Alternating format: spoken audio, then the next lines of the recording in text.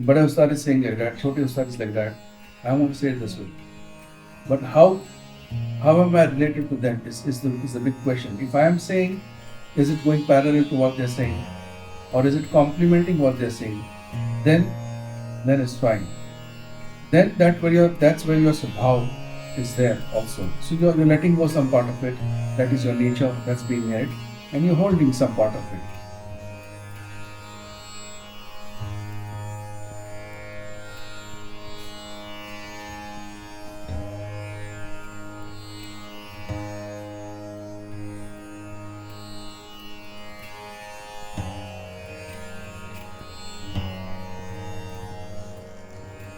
I think it was the Festival of India tour in America in 1986. My father and my uncle were doing concerts. Their first part, second part, and third part they were doing a small duet. And I was playing Tanpura all that time. I mean, because I was 16 years, it was a big thing for me to be in America. And I was hardly sleeping because whole night I was watching MTV. And at the time of the concert, I was listening very attentively to what was being played after the concert, what was being discussed. And then I played concerts and I saw this two people sharing the same idea, opening it, leaving it open and exchanging eyes, exchanging smiles, all those kind of things. And rest, yet the whole day I was listening to something else, Madonna, Michael Jackson, this, that. So somewhere I think this thing that exchange between two people stayed with me very strongly. And when I came back, I was sure I wanted to do this music because of a lot of reasons. Between two concerts, there were no practice sessions. There were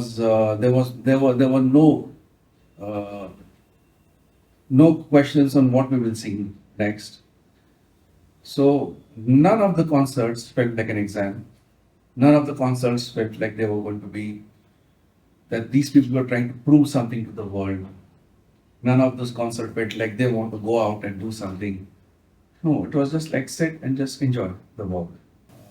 A very carefree kind of attitude to it. Chalo, concert hai. Kya गाएंगे? We'll see what to sing. Acha, then before I was thinking we'll do this. Okay, we'll do this. What composition we'll do this? Okay. That's all. Nothing discussed before that. So all this showed me how much freedom is there within this kind of work. That there is no end, there is no beginning, and how this entire thing unfolds. It keeps on unfolding.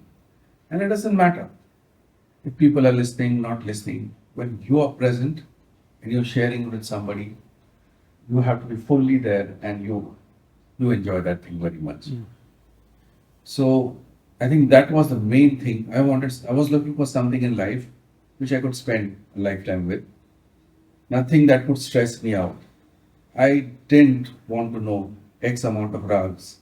I didn't want to go out and prove myself as a performance artist in the world. And that stayed with me. And after that, the interest only grew.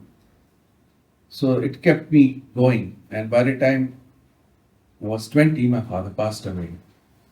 And there were so many discussions at this place about rags and the possibilities of how to expand it and what to do it and how not to do it and how beautiful it was.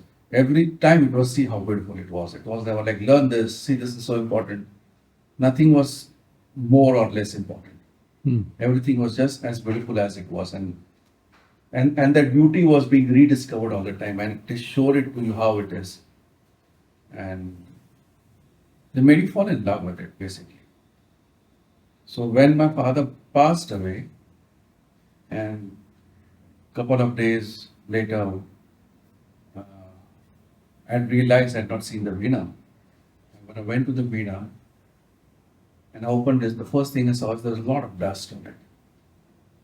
And since the time he had decided not to play the Veena, he had not played the Veena. That was just like 10 or 12 days before he died. He had not touched it. And second thing that struck me was I was standing there and there was all these ideas about music. The rishis of Jaijavaldi, the way of the May, the way of Darbari, just reverberating in my mind all the time.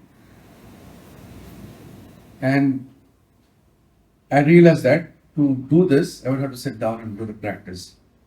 So that's when I dropped my college and I said, I'm going to do this. It was not a very big decision for me. It was something I wanted to do, nothing big about it. But for my mother and my uncle, my maternal uncle, it was a big thing because you're dropping your education. So my mother questioned me. She was a bit fearful about the whole thing that what will I do if I become a musician? Even though she was a musician's wife. And I was like, what's wrong with you? And she said, no. She said, if you complete your bachelor's in arts, we can talk to somebody and we can get you assistant professorship abroad. So you get a job and your life will be set. So I asked her if the degree is going to give me the post of assistant professorship. She said yes. Then I thought about it. If they're not going to call me because of music and they're going to call me because of my degree, I said, I'm not doing it. I'm just dropping it. Oh man, there was a roar in the house. No, you can't. I said, forget it. Either I'm doing this fully or I'm not doing it. So, and there was no certainty that I would do it because I had never done it before, right? Even I didn't know I could do it. But I had to sit and do it, and only that sitting down and doing it would decide what's going to happen after I've done it. So that's how I walked into this. I just walked into it because I remembered what both those ustads said. I remembered their work, and I just walked towards it because I just wanted to do that, just because it's beautiful. I didn't think about what kind of risk it could be or something. Because I know I could wash dishes, I could wash clothes, I could mop a house. So that job I would get anywhere. It's not an issue. And no work is small.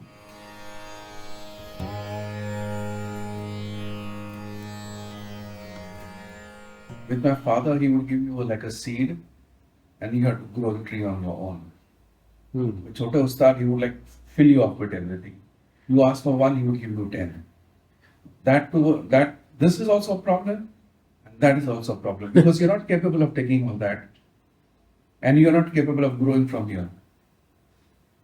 So, frankly, I would keep on going back to the Yaman, take some idea from Ustad, and then disappear for some time, not show my face to him.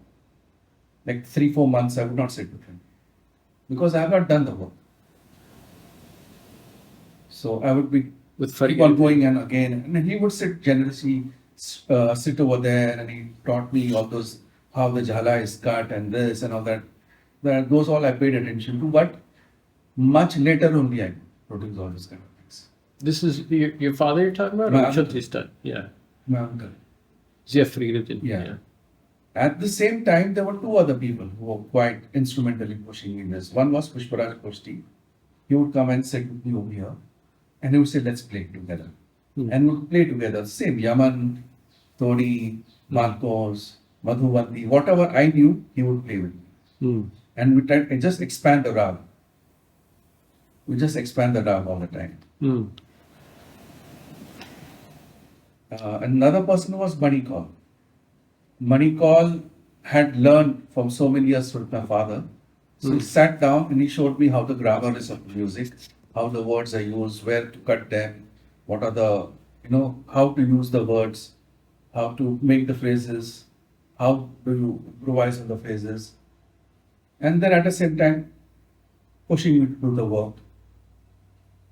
Got me a fellowship for some time. You're talking about the filmmaker. Yeah, the Manikal, filmmaker, Manikal, who made the movie. Yeah. So he also helped. So And then there were other people who always said, okay, go on, do it, go on, do it, keep on doing it. That's how I kept on walking in the dark tube. So it sounded like there were the different personalities really contributed in different ways. I mean, it's never we always will we do it, but it's never one person. It's also the people who hate you doing it. They're also pushing you to do it, actually. So you have to thank them also. Yeah. Yeah. People who don't believe in you, people who think you are a fool, people who think you can do it, people who think only you can do it.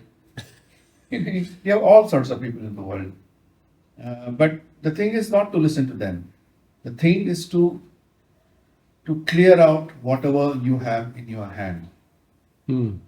Whatever little is there in your hand, you clear that, you automatically cross line and you go into the next realm of understanding things. If you don't clear the first, you don't go into the second.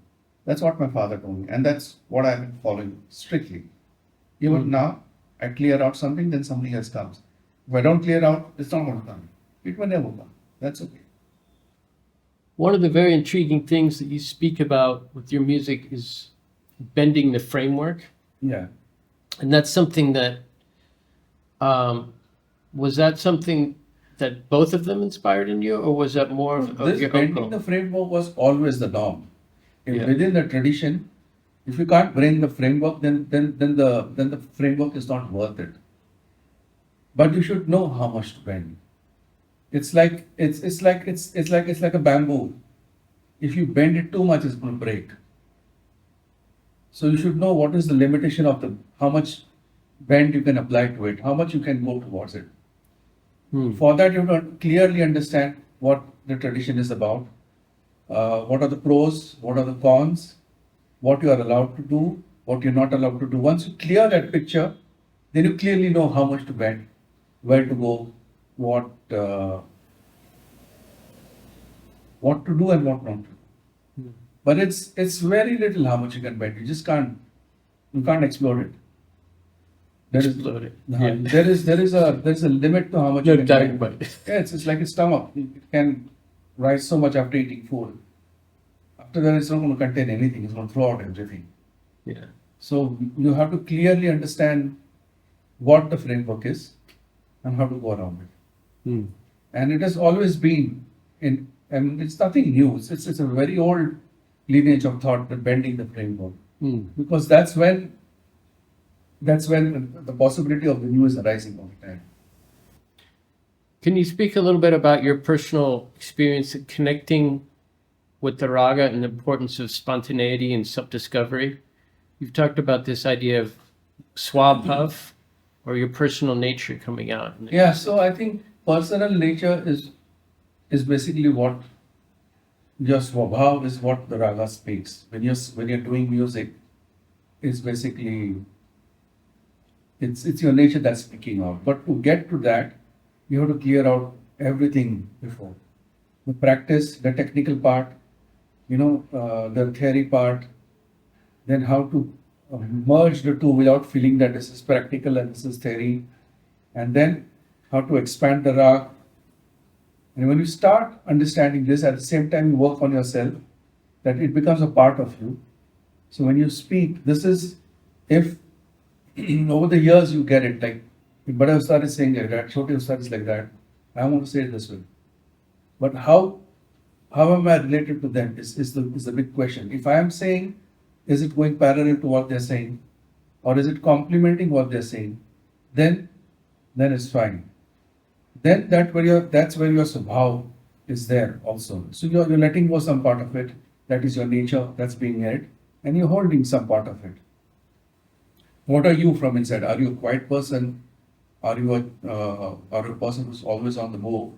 Or you're a deep person? Or you're a slow person? And how does that affect the work? And how does that change the work? So that Svabhaav keeps on changing every time.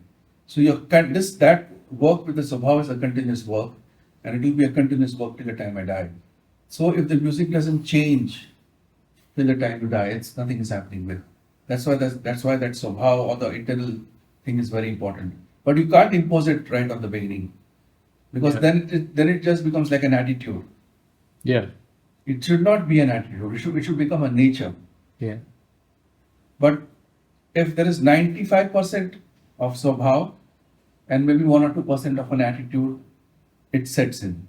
If Yeah. everything is an attitude, it's like a destruction mind. It's not going anywhere. Because it destroys the framework then. Because you're looking for some kind of a freedom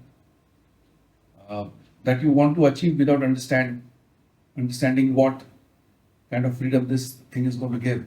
Hmm. How free I'm going to get with this. If you don't understand that, what are my limitations, you cannot throw that attitude in. Because that attitude has to be contained within that framework.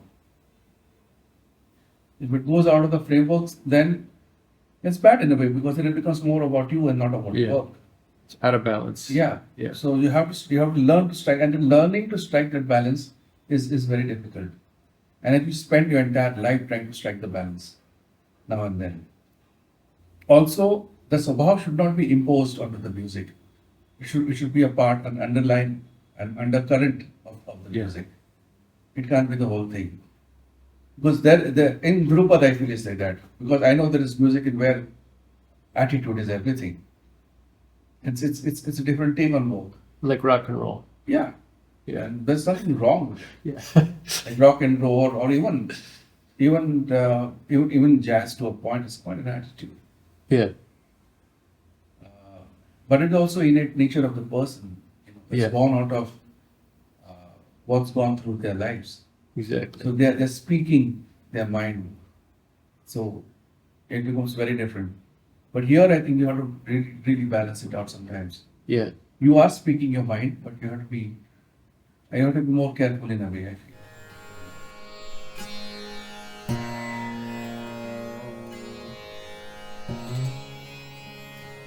I think it is not about innovation, because you cannot make something new. I think it's about rediscovering in a new way. It's like, let's say, it's like a mango tree. Okay? A mango tree has a life of about 25 years. Every alternate years, it will give you a set of mangoes. It will grow mangoes, but every year, the taste of the mangoes will be slightly less, slightly more. Yet there will be a mango. So that possibility of it shrinking and expanding is where that idea of rediscovering is happening, and then your Svabhaav is adding something new into it. So you're not clearly making something very new. You already attached to the roots of a certain lineage of thought, and the branches will grow out wherever they have to grow out, wherever they have to reach the sun, as far as they can. But they cannot. The branches of a mango tree cannot grow like the shape of a coconut tree. That is the framework. So within that, and each tree is different. So each person is this tree, and each two leaves are never the same, but yet they belong to the same mango tree. So that newness is, every time we look at it, something new is being born. Because and the new is being born as far as the element of surprise is there. The ashcharya is being created. Once you start being surprised by something, the beauty of something new you will see in it every time. Ashcharya. Ashcharya. So it's like every time you create a color, it cannot be the exact same pink if you want to arrive at a pink. And work in music is like you're arriving at that note. You're not recreating, you're trying to recreate that note by arriving at a note. You're not reinventing the note in a manner, nothing making new out of it.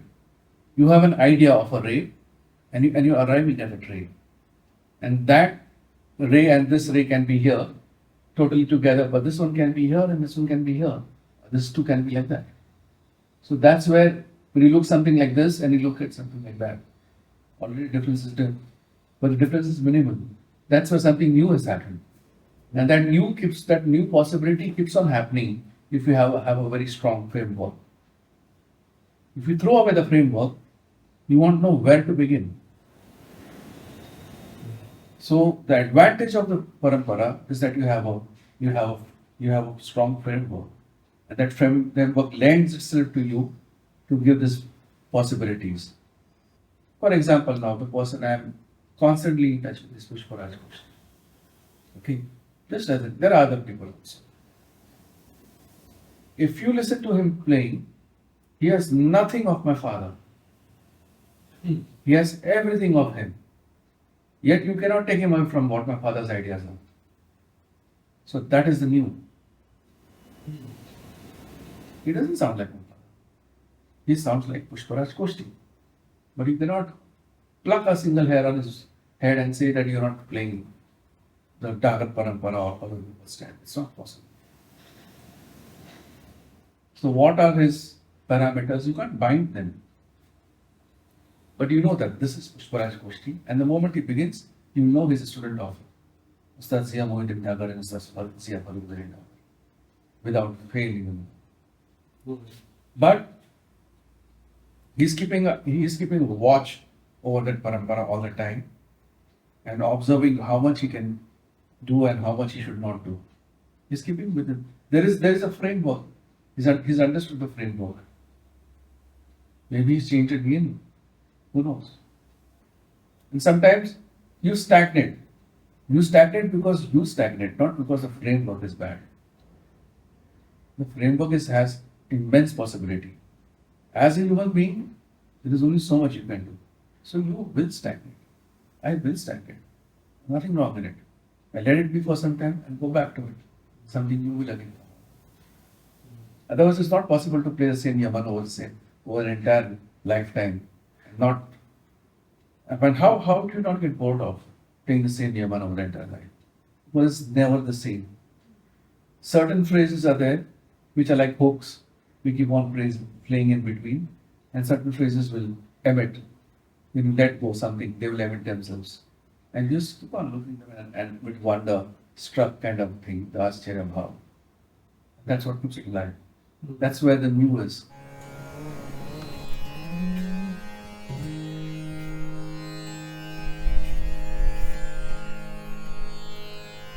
See, what the university did is during the time of independence, because the music went into the universities, in some way it has managed to stay alive.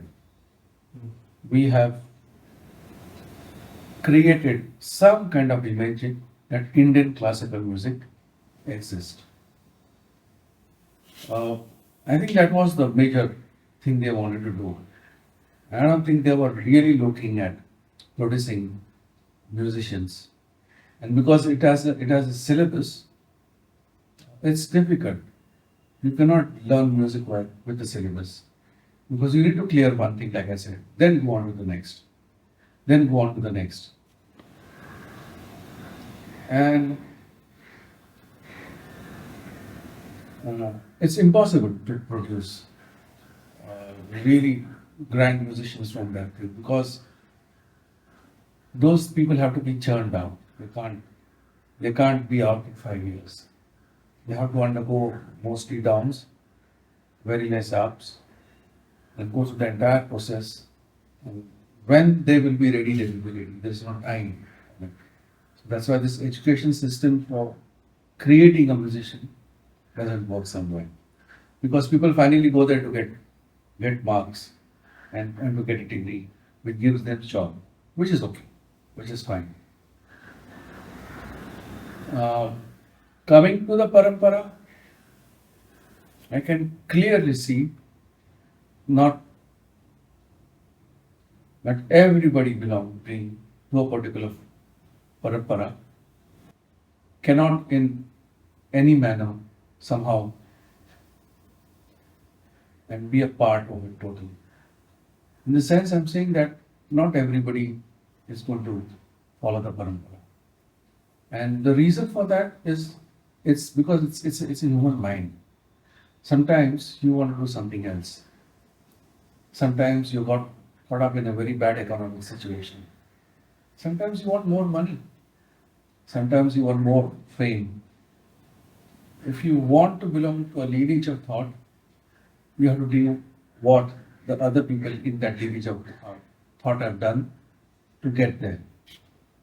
So mostly also within a parampara, there will only be maybe 5% contribution by maybe one or two musicians within parampara. Rest all will be just publicity. And it's normal.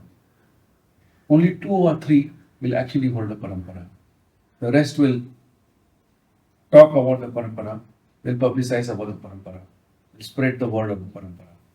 So I think one of the biggest drawbacks in a parampara can be too much popularity. Because popularity can draw you into something. It can draw you to do something else. Like, it's just like a mindset, I tell you. If a person does too many concerts, then he has quite a few students. Then he does most concerts. He does the big festivals. And when he starts selling like a John Lennon, then people want to make a movie on him and they want to turn him into an actor. So that's when he has to watch what does he want to do. Is he an actor or is he a musician? Also, to understand the smaller nuances of the parampara, you have to spend as much time as is needed by you to understand it. You can't hurry it up. What is the state of the parampara at the present moment? And what is the future? This is a very big question. Because like I said, only 1 or 2 people are doing it now. Who will do it tomorrow? There is no guarantee. Because I have seen very able candidates perish totally. And I have seen people who don't do anything are sometimes holding the parampara in a manner. So who will do it? That only time will tell.